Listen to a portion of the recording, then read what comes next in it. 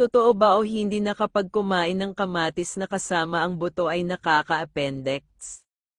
Ang buto ng kamatis ay may taglay na aspirin at potassium na tumutulong sa magandang circulation ng ating dugo. At mayroon din itong vitamin C na nagpapalakas ng ating immune system. At nakakatulong din ito para ma-normalize ang ating metabolism. Nakakatulong din ang buto ng kamatis sa pagpigil ang pamumuo ng dugo.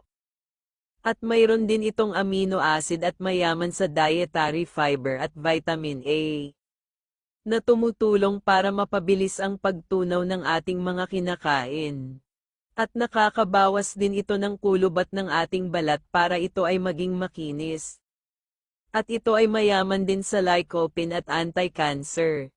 At proteksyon din ito laban sa ubo at sipon. At nakakatulong din ito para i-maintain ang magandang kalusugan ng ating puso.